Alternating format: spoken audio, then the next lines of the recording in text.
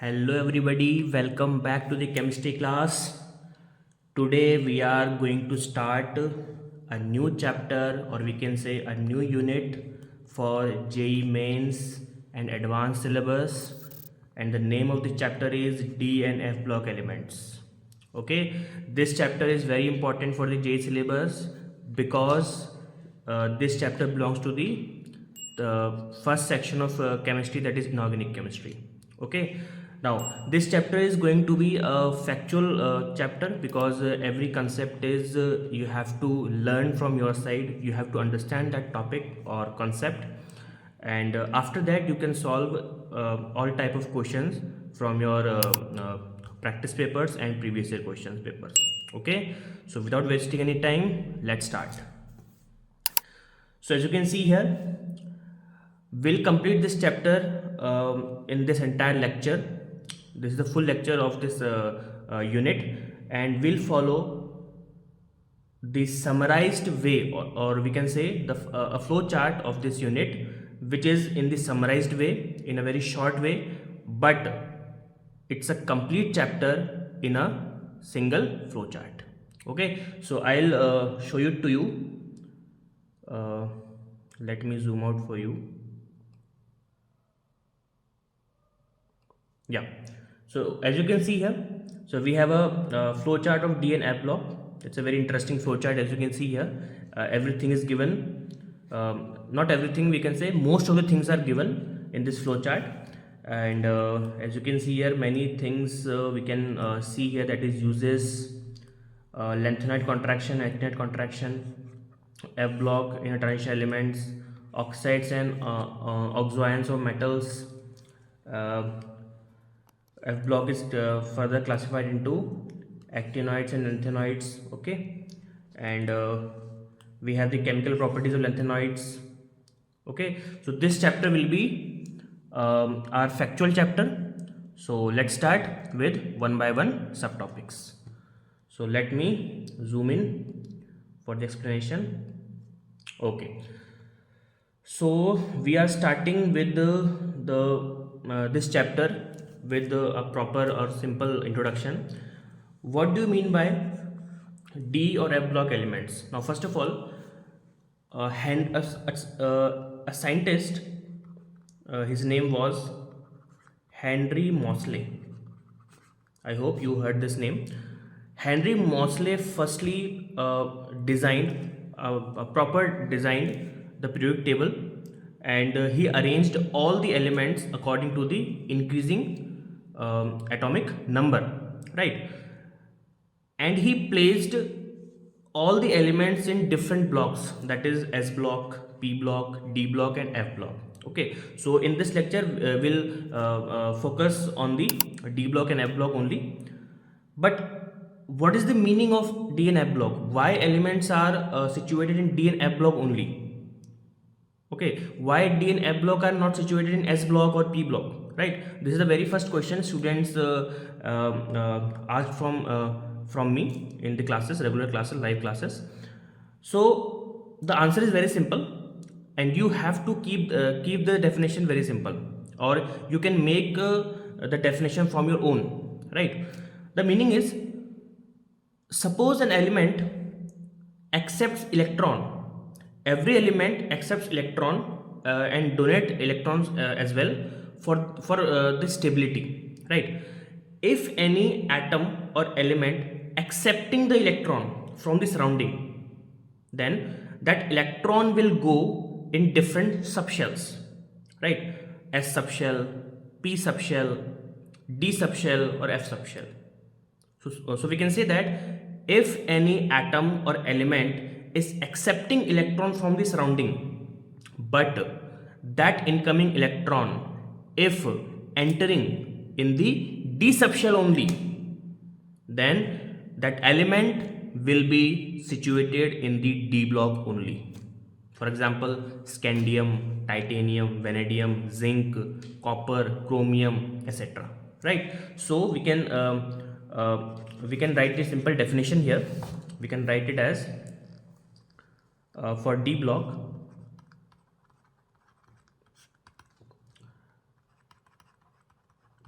elements accepts electron in the d subshell or d orbitals. So if any element accepts electron in the d subshell or d orbital, then those elements will be called d block elements. Similarly, for f block, elements accepts electron in their f orbitals or f subshells, right? So this is a simple definition which you have to remember from your side.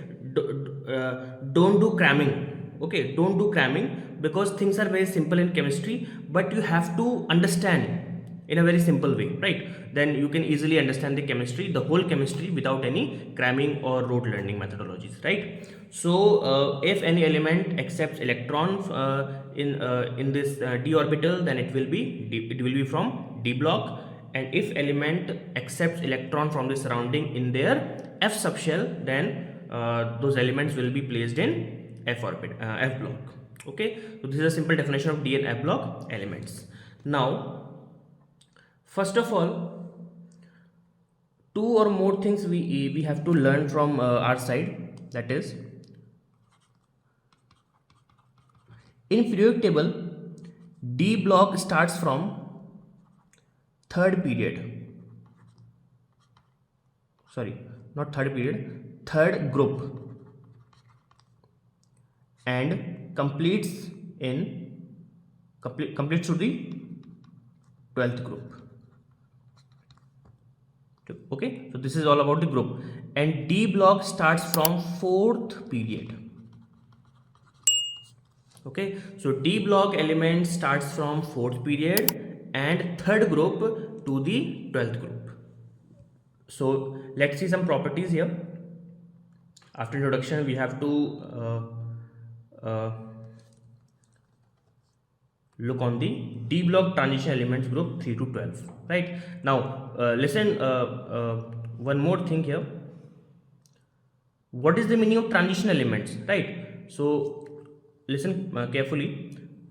All the d block elements are called transition elements. You have to remember this term very seriously. Don't forget that. So all the d block elements are called transition elements except 3. It means 3 elements are exceptions. Except 3, that is zinc, Cd, cadmium, and mercury, Hg.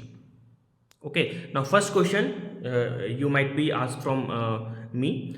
Why d block elements are called transition elements? Because every d block element possesses incomplete d orbitals. If any d block element possesses or contains vacant d orbitals or incomplete d orbitals, then those type of d block elements are called transition elements.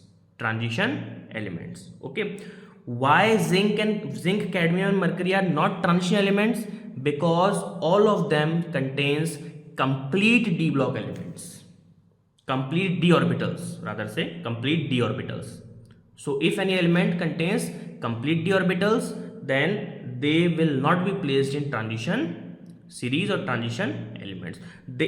Zinc, cadmium, and mercury are d block elements, sure, but they are not transition elements because they don't have any incomplete d orbitals. So I'm repeating these things again and again because you have to learn all these things in this lecture itself. Okay. Now, so let me tell you some information which is given in the flowchart. You can see here. Number 1, the position. The position is between S and P block. You know that. Please open your periodic table flowchart in front of you, because it will help to understand this chapter. Number 2, general electronic configuration. The general electronic configuration should be this: n minus 1, d 1 to 10, ns 1 to 2. Okay. Now, what is the meaning of electronic configuration? Electronic configuration means the methodology which we can use to fill all the electrons in the respective orbitals in increasing order of energy. Okay. Now, third thing, physical properties. Show typical metallic properties. All the d block elements are metals. No element of d block is non-metal. Every d block elements are pure metals: iron, cobalt, copper, zinc, etc., etc. All of them are pure metals, remember that. Show typical metallic properties. Melting and boiling point are high. Obviously metals shows a very high melting point. High enthalpy of atomization. It means if you want to convert these metals into atomic form, then you need to take very high amount of energy, which is called high enthalpy. Okay. Fourth, decrease in radius with increasing atomic number. If atomic number increases, size will decrease. Length contraction is due to imperfect shielding of one electron by another in the same set of orbitals. What is the meaning of length contraction? It's a very simple term. If you move, please observe the lengthenoid series in your periodic table. If you have, in lengthenoid series starts from cerium. Actually, from cerium to lutetium, right? When we move cerium to lutetium, this is the period. Okay, so when we move cerium to lutetium, size will decrease. It means cerium will show highest atomic radius, but lutetium will show lowest atomic radius or smallest atomic radius. This phenomena or this property is called lengthenoid contraction, which is also found in d block members. When we move left to right in period, atomic size will decrease, and due to the decrement of size, atomic size in d block periods, this is called lengthenoid contraction. Okay, and why it is happening? Because imperfect shielding of one electron by another in same set. What is the meaning of shielding effect? I'm explaining each and every term very sincerely, so please remember that. Shielding effect is repulsion between innermost electrons and incoming electron. Suppose one electron is coming from the surrounding. This is an atom. Okay, this is an atom, and my hand is a nucleus, and nucleus surrounded with it's some group of inner electrons, right? One electron is coming from the surrounding, right? So electron has negative charge.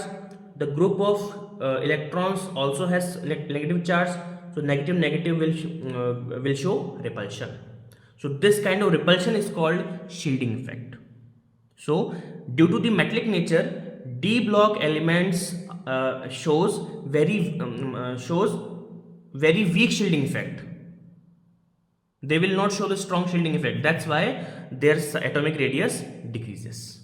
Okay. Now next point, ionization enthalpies. The minimum amount of energy required to remove one electron from the outermost orbit of any atom is called ionization enthalpy. Okay, and it is increases when we move left to right. Okay, when we move left to right, ionization enthalpy increases. Next thing is oxidation state.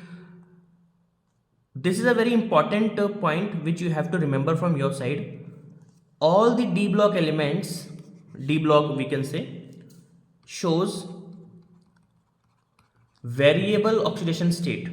It means every metal of d block has different oxidation states. I'll use one example. If I take the example of manganese, Mn, atomic number is 25. You can confirm from your periodic table. Atomic number of manganese is 25. But manganese shows different oxidation states, and all of them are possible. That is Mn plus 2, Mn plus 3, Mn plus 4, Mn plus 5, Mn plus 6, and Mn plus 7. So one element shows 6 type of oxidation states. This property is called variable oxidation state.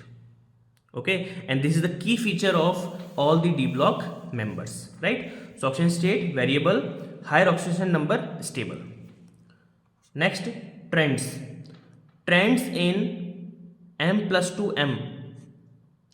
Electrode potential for Mn, nickel and zinc are more negative than expected. Okay, so if you observe the trend of M2 plus M, it is an electrochemical property. So electrode potential of Mn, nickel and zinc are more negative than expected. Okay, so this is a factual data you have to remember from your side. Trend in M3 minus M2, electrode potential, it is variable. Okay, next, chemical reactivity and electrode potential value, variable. Chemical reactivity is also variable because every metal is showing different kind of oxidation state. So obviously chemical reactivity or chemical reaction will also be different. So variable, titanium plus 2, vanadium plus 2, chromium plus 2 are strong reducing agent. This is a very important thing. Okay, this is a key point which you have to remember, or you can write down in your notes copy. That is titanium, vanadium and chromium, if they are in the plus 2 oxidation state, they will be considered as strong reducing agents. Next thing is magnetic properties. Diamagnetism, paramagnetism are common. Magnetic moment increases with increasing atomic number. If atomic number of D block elements increases, then their magnetic moment will also be increased. And how can we calculate the magnetic moment? Tell me. So to calculate magnetic moment, the symbol of magnetic moment is mu, and mu can be calculated as n plus 2 under root n plus 2 bm, Bohr magneton. And what is n here? N is total number of unpaired electrons present in the metal or atom or element, we can say. Okay, so they can be diamagnetic if unpaired electrons are absent, and they can also be paramagnetic if at least one unpaired electrons are present. Unpaired electron is present. Okay, next, formation of colored ions. It's a very important point which you have to remember. That is, every metal, exception is scandium, forget the scandium. Apart from scandium, almost every atom or every element shows colored compounds or colored ions, like iron, red, okay, chromium, green, etc. So what we can learn from this point, form colored compounds due to DD transition. What is DD transition? Suppose consider my finger as d orbital, and this finger also has d orbitals. So when d orbital and d orbital close together or comes near together or overlaps with each other, then this kind of overlapping is called DD transition. One d orbital and another d orbital overlaps each other like this. So this kind of overlapping is called DD transition, and due to this DD transition, mostly, as I told you earlier, mostly all the d orbitals will show colored ions or colored compounds. Next, as I told you earlier, apart from zinc, cadmium and mercury, every metal shows incomplete d orbitals, and due to the presence of incomplete d orbitals, they forms complex compounds, form a large number of complex compounds. Now what is the meaning of complex compound? I'll show you to you. I'll give you some example. Consider, I'm giving the example of complex compound. This is a very interesting chapter. Everything is factual and understandable. Now example is FeCN whole 6 4 minus. This is a complex compound. Why? If I open the structure of FeCN6 4 minus, one iron or one Fe gains electron pairs from 6CN, 6 cyano group, cyanide group. Can you believe the capacity of iron? One iron atom, one iron species gains so many electrons from different CN. So we have 6 CN, one cyanide provide 2 electrons. So how many electrons are gaining by Fe? 12. So can you believe the capacity of iron? One iron is accepting 12 electrons. So this property is possible due to the presence of incomplete d orbitals, right? And this kind of molecules or compounds we can say complex compounds. So I hope I'm clear. I'm getting things clear. Okay. Next, catalytic properties. Generally, every d block elements are catalyst. Generally, what catalyst is? Catalyst is a type of substance which increases the rate of reaction, but do not participate, or we can say which do not changes itself. If any substance or if any we can say chemical species which changes the rate of reaction, either it will increase or decrease. So it is changing the rate of chemical reaction, but if it is not changing the chemical composition of itself, then those kind of chemical species are called catalyst. Okay, and generally every d block elements are shows catalytic property. So due to variable oxidation state, it's a very important thing, and ability to form complexes, they can act as a catalyst. Next, form interstitial compounds. What is interstitial compounds? Suppose we have a compound and every compound exhibits some spaces, we can say some vacant spaces, right? Suppose we have a cube, right? This is a cube. Okay, now 1 2 3 4 5 6 7 8 particles are exhibiting a type of close packing, and after the packing of these particles a cube-like structure is formed. But in this cube-like structure we have a simple, or we can say we have a space, we have a vacant space, and if this vacant space occupied by some impurities or some other chemical substances, then this kind of compound or molecule is called what? Interstitial compounds. Okay, so non-stoichiometric and are neither nor covalent. So interstitial compounds are non-stoichiometric and they will not be ionic nor covalent, they will be metallic generally. Yes, it's a very important thing. We always, generally, not generally, yes, we can say mostly, we mostly use d block metals for making alloys, brass, bronze, solder, right? So if we are making alloys, we have to consider what? We have to consider d block metals, right? Due to similar atomic sizes. Okay, so we have learned the chemical properties of d block elements, which are also called transition elements or transition metals. So please remember from your side. Now next subtopic we have to take here. Yes, oxides and oxo ions of metals. If any metal combines with or reacts with oxygen, then it is called oxides, and if those oxides forms ions, then they are called oxo ions, right? We have two important oxides of d block, very important, which is also important for the JEE syllabus, mains and advanced. Only two oxides you have to remember from your side in the d block chapter, that is potassium, watch carefully, potassium dichromate and potassium permanganate. The formula of potassium dichromate is, each and every point of these two compounds are very important. either chemical formula, either chemical name, either common name, either chemical structure, either ions, everything.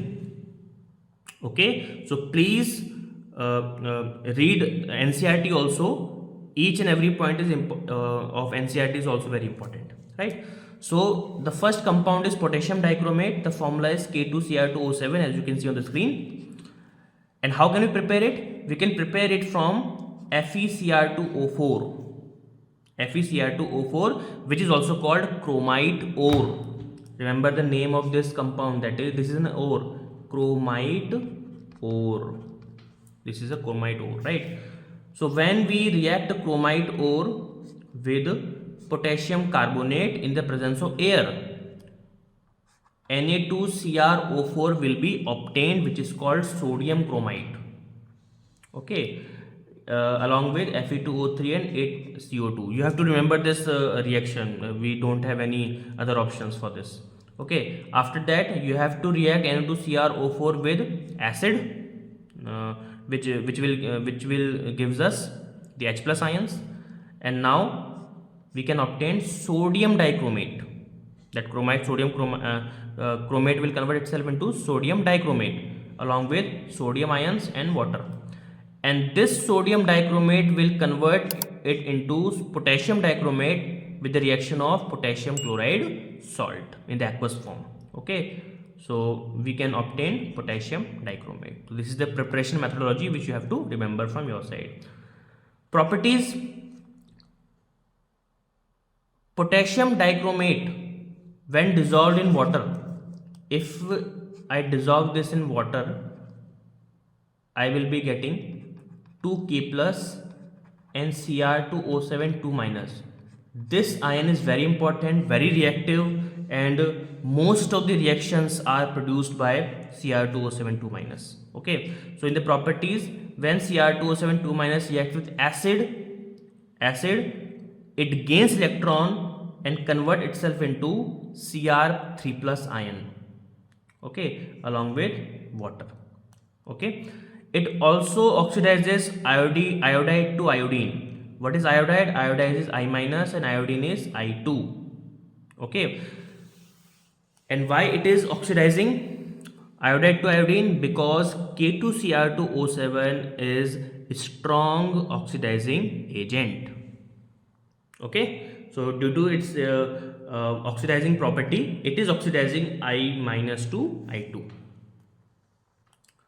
H2S2S, SO3 2 minus to SO4 2 minus, and NO2 minus to NO3 minus. So it is what is the function of K2Cr2O7? It's oxidizing property, right? Now, what is the chemical structure of Cr2O7 2 minus? It is drawn in this structure. You have to remember that. 2 or 3 type of questions can be asked from this structure, that is, what is the distance between CR, that is 179 picometers. PM stands for picometer, so the distance between CR and O is 179 picometers. Now what is the angle between O and CR? That is 126 degrees. So these are general things which we have to remember for the examination purposes. Now second compound, which is again very important, it is also a strong oxidizing agent, that is potassium permanganate KMnO4. And to prepare KMnO4, we have to take MnO2 ore. Okay, MnO2 ore, and we have to react MnO2 with KOH along with in the presence of air, sufficient quantity of air. Then we can get potassium manganate KMnO4. Okay, and this KMnO4 will react with strong acid and produces potassium permanganate along with MnO2 and water. Okay, the second method is, if we have Mn2 plus ions, Mn2 plus ion can be obtained from MnCl2, MnSO4 or these kind of compounds. So if we have Mn2 plus ions, we can also react this Mn2 plus ion with S2O8 2 minus, S2O8 2 minus along with water, or we can say in aqueous form. then we can also obtain the permanganate ion.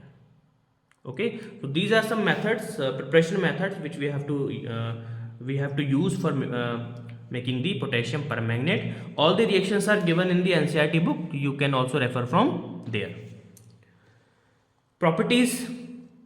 If you observe the properties of KMnO4, which is available in your chemistry labs, if you go in your chemistry labs, you can observe the properties of KMnO4: color, odor, physical appearance, etc. So the properties are intense color, very intense color, we can say dark violet or dark purple color. Weak temperature dependent paramagnetism. Temperature dependent paramagnetism, it is paramagnetic, but it is temperature dependent. If temperature is weak, if temperature is low, it will be weak, but if temperature is high, it will be strong. The structure of MnO4 is given. You can learn this structure from here or from NCERT also. All the four oxygens are connected with double bonds with Mn except one, because it has 1 minus charge. Now, what are the chemical properties? KMnO4 can react with hydrogen and accepts electron to convert itself into Mn2 plus. This is called oxidation process. As I told you earlier, like K2Cr2O7, KMnO4 is also a strong oxidizing agent. So it also oxidizes I minus to I2, Fe2 plus to Fe3 plus, oxalate C2O4 minus to CO2. Okay, and S2 minus to S, SO3 minus to SO4 minus. This is called sulfite. This is called sulfate. NO2 minus to NO3 minus, nitrite to nitrate. So these things are very simple. If you can remember this will be beneficial for your examination, right? So we have completed the definition, we have completed the properties, general properties, and we have completed the two most important oxides of D block, right? So next, moving on to the uses. Okay, let's discuss some uses of D block, then we will complete the first section of chapter, that is D block. Okay, uses. Actually, there are lot of uses of D block elements. We cannot define in a very particular points or in a very short span of time, right? Because the uses, the metals or the elements of D blocks are very vast commercial uses, rather say, right? Some examples are given. Helps in production of iron and steel. Titanium oxide is used in pigment industry to color the clothes, textiles. Okay. Third, MnO2 in dry battery cells. We have some pencil cells we used in our remotes and watches, right?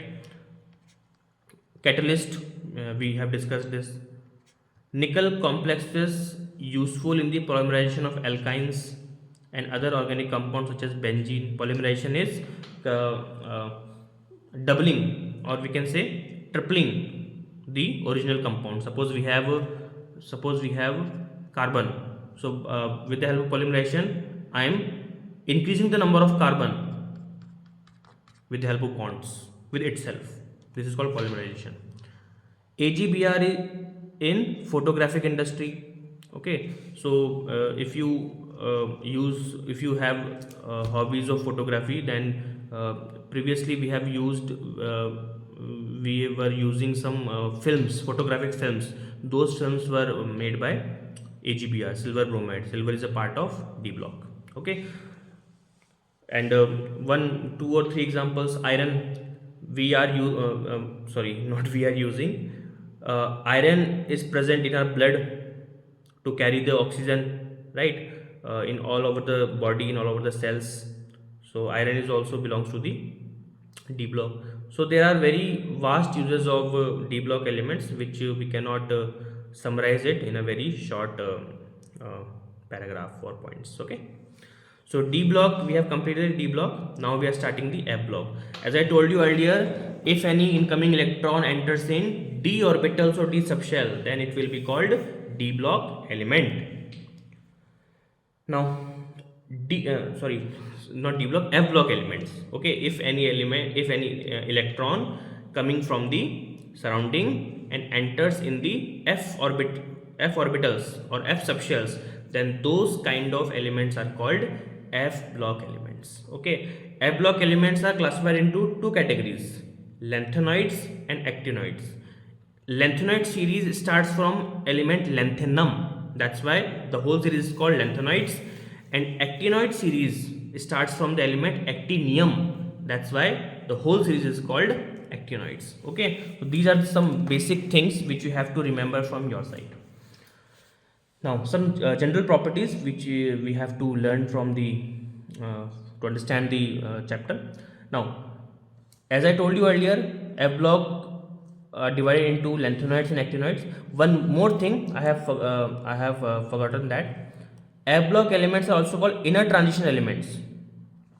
They also behaves as transition elements because, like transition elements, they also possesses vacant F orbitals. Yes, this is true. Like D block elements, they also possesses vacant F block elements, and due to the presence of F block elements, they also forms complex compounds. That's why they are also called inner transition elements, right? And F block elements or inner transition elements are divided into two categories: lanthanoid, actinoids, and we are discussing the properties of lanthanoids. Okay, the first property is general electronic configuration.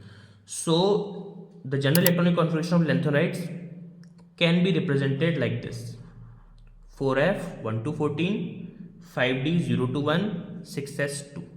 Okay, second, atomic and ionic sizes decreases from lanthanoid to lutetium. If you move in the series of lanthanoid from lanthanoid to lutetium, atomic size will decrease, and this property is called lanthanoid contraction. Remember that. Second, oxygen state. This is very simple. We have studied in the D block. The special property of D block is variable oxidation state, right? But this case will not be observed in F block because their oxidation state is fixed. Okay, that is +3. One or two elements will show exception, and they shows +2 and +4 also. But most of the things, the general oxidation state is +3. Okay. Next, general characteristics. Silvery white soft metals tarnish rapidly in air. Okay, they are soft metals. They appeared as silvery color, right? And tarnishes rapidly in the air. Hardness increases with increasing atomic number. If atomic number of elements increases, their hardness will also be increased. So what we can say? We can say that hardness is directly proportional to atomic number. If atomic number increases, hardness will also be increased. Now next one, metallic structure and good conductors of heat and electricity. Like D block elements, all the lanthanoid elements are metallic in nature, and you know that all the metals will conduct electricity and heat very easily. Okay, so it's a common thing. Variable density, the density will fluctuate due to the lanthanoid contraction. Trivalent lanthanoid ions are colored. If we observe the lanthanoid ions, and if they are trivalent means if their valency is 3, if they are making 3 bonds, then those lanthanoid ions are colored in nature. They will show colored. They will not be colorless. They will show color. Ionization enthalpy, as I told you earlier, the minimum amount of energy required to remove one electron from the outermost shell of any isolated atom, then it is called ionization enthalpy. So if we observe the value of ionization enthalpy in lanthanides, then we can say that low third ionization enthalpy. It means if we want to remove one electron from the outermost shell, it will be difficult. Not impossible, but it will be difficult because we need to give high amount of energy to remove that first electron. After the removing first electron, we can obtain the positive charge, and the meaning of positive charge is Z effect increases. I'll show it to you. Just give me some time. Yeah.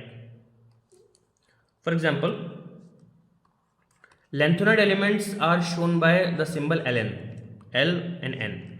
Suppose I'm giving the heat to the element and removing one electron. So after removing the first electron, Ln will show +1 charge, right? Simple.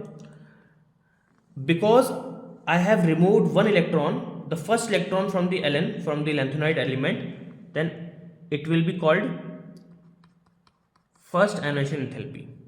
Okay. If I want to remove the second electron, okay, the amount of energy will be higher because lanthanide element already occupied one positive charge, and if any element shows positive charge, its Z effect, or we can say effective nuclear charge, will increase, and due to the high Z effect, the attraction between outermost electron and nucleus is higher. That's why I need to put more energy than IE1 to remove the second electron from Ln plus 1. Okay, so I am also giving the heat and I am removing one more electron, and this step is called IE2, second ionization enthalpy, and after that Ln will be converted into Ln plus 2. Now if I want to remove one more electron, then it will be easier and it will require very less amount of energy, because after removing one electron, the lanthanide element will be stable, will be occupied the noble gas configuration. That's why the point is written here, low third ionization enthalpy. First is difficult, second is very difficult, third is very easy, because after the removing of third electron, the lanthanide element will occupy the noble gas configuration, and all the noble gas configurations are most stable species of the surrounding or environment. Okay, please remember that, very important. Now last point, good reducing agents. Very simple. Every metal, this is a very general property which you have to remember, and I think you should learn this property from the S block and P block also, because it is a very common point. If you have any metal, then every kind of metal, mostly we don't have to say the absolute answer, but most of the time, mostly metals are reducing in nature, and mostly non-metals are oxidizing in nature, like O2, Cl2, etc., right? So they are, due to the metallic nature, they are also very good reducing agents. Okay, so we have completed the lanthanide general properties. Let's move on to the chemical properties. Now this diagram is also given in your NCERT book.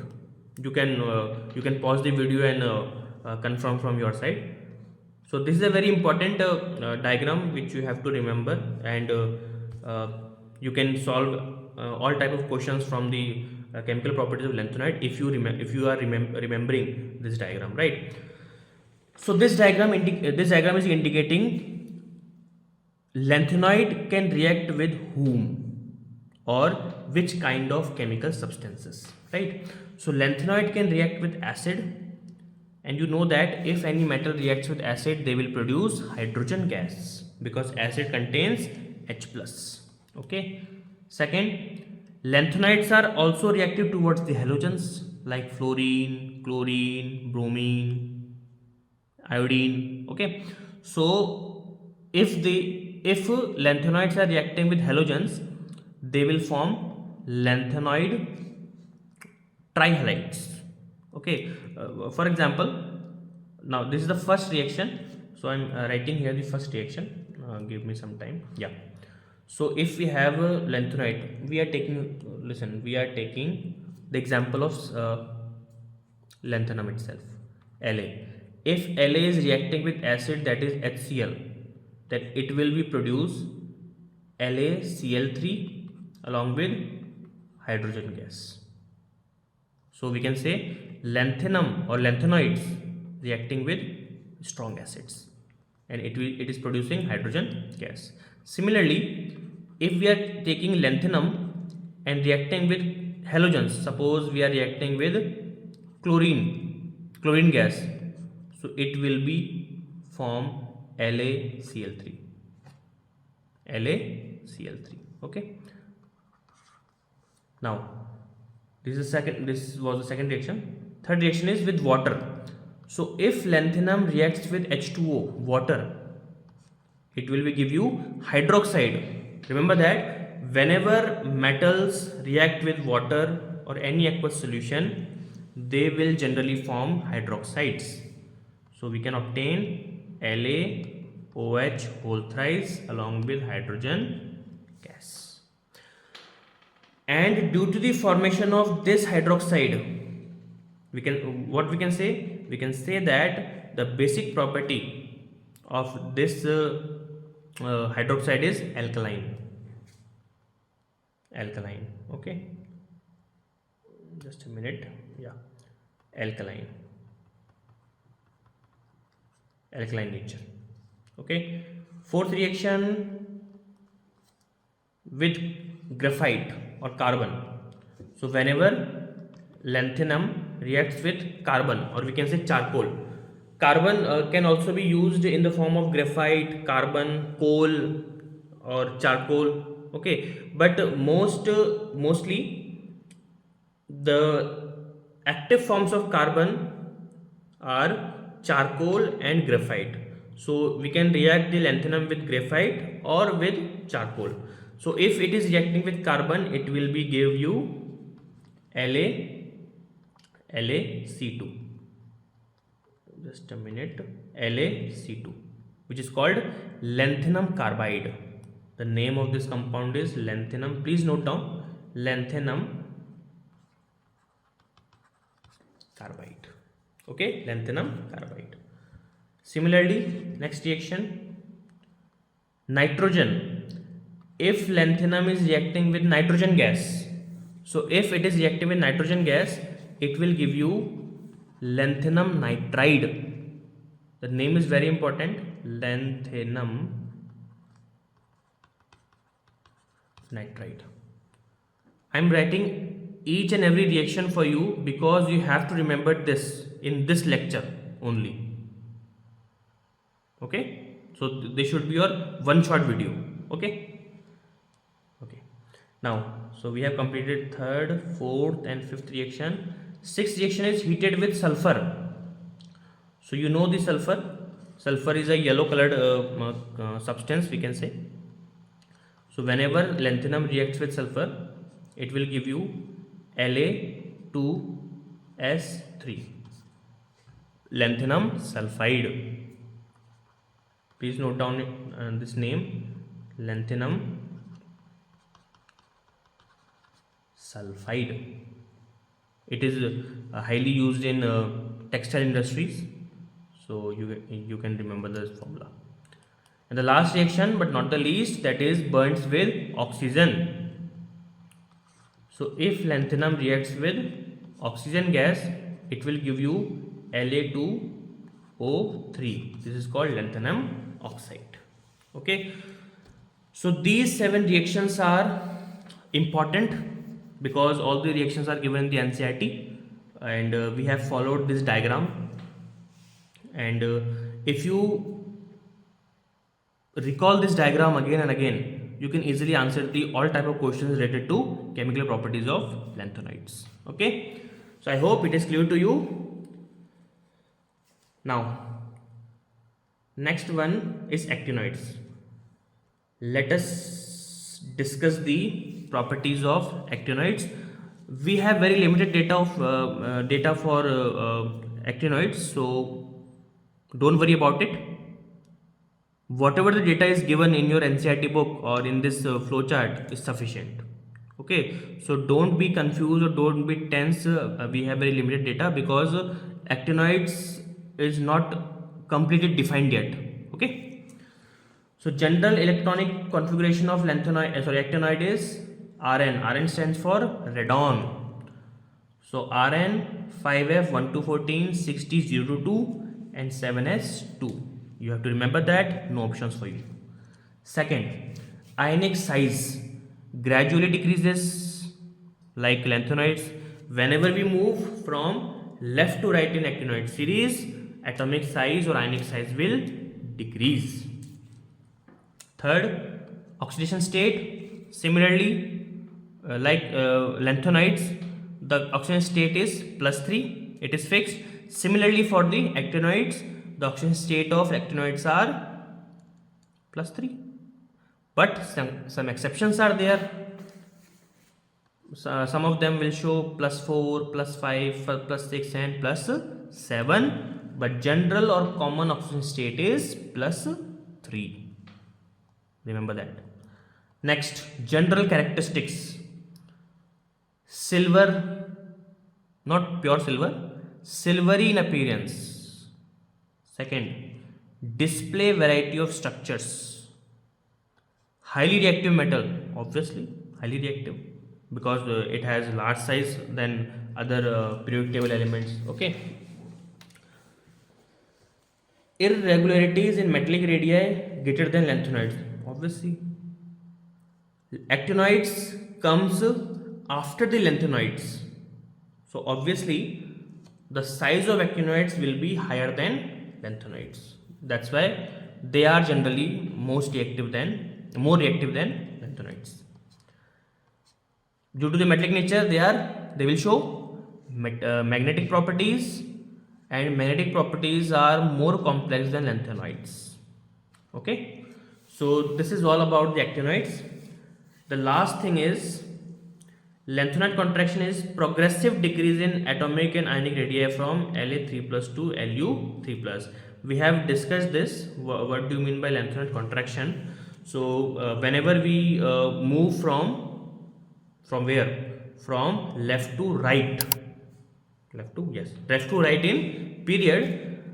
The size of the size of atom or size of ion decreases, and if we have all the ions only like La3 plus Ce plus 3 Pr plus 3, something like this. Okay, so whenever we move from La3 plus to Lu3 plus, lanthanum to lutetium, atomic or ionic radii will decrease, and this kind of decrement is called, tell me, lanthanoid contraction, which is given in the definition form. So as I told you earlier, this chart is pretty simple and pretty study friendly for those students who want to complete or who want to revise its chapter in very first go. This chart is very helpful for them. So I am recommending you, please watch this video very carefully, and if you want to take any notes, please note it down. Okay, now every part we have completed. Now one more thing I have to explain in this lecture, which is not given in the flow chart, that is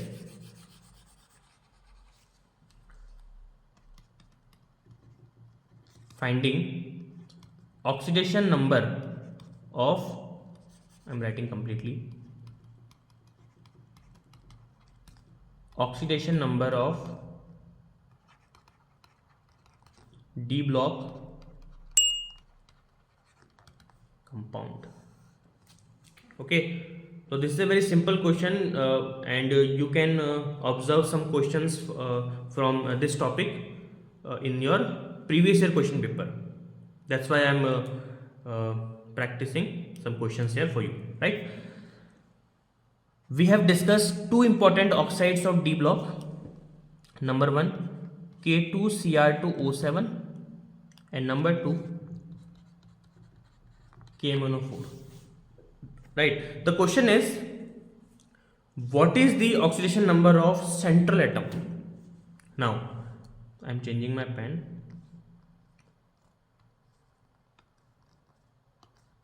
Okay.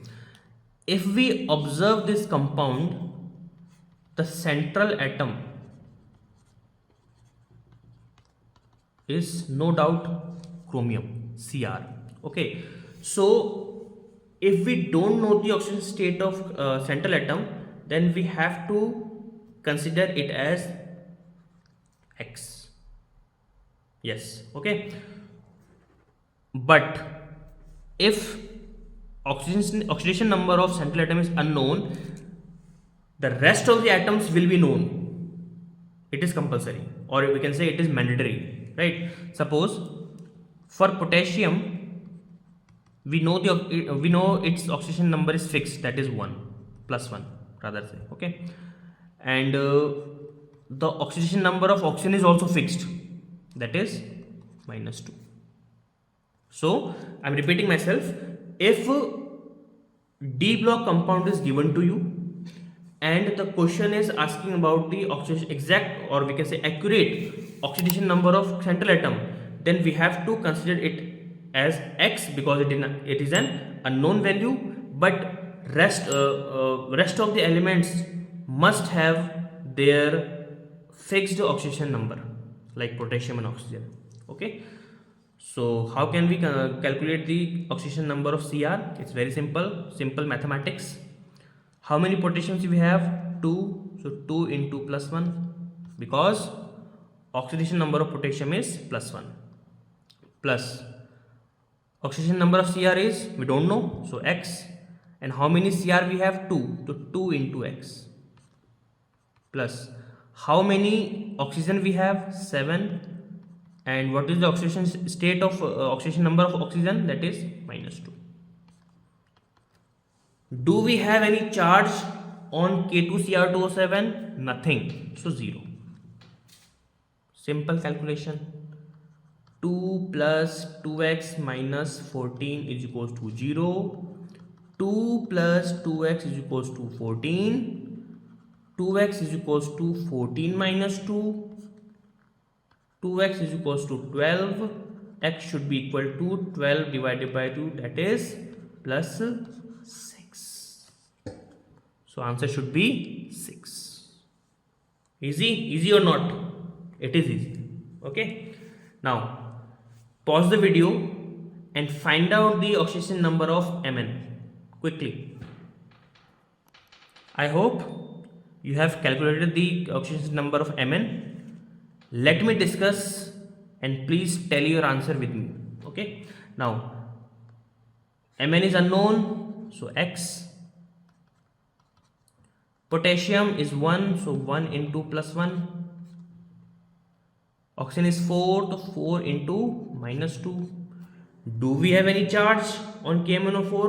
Nothing. It's equals to 0. And if we solve this equation, 1 plus x minus 8 is equals to 0. 1 plus x is equals to 8.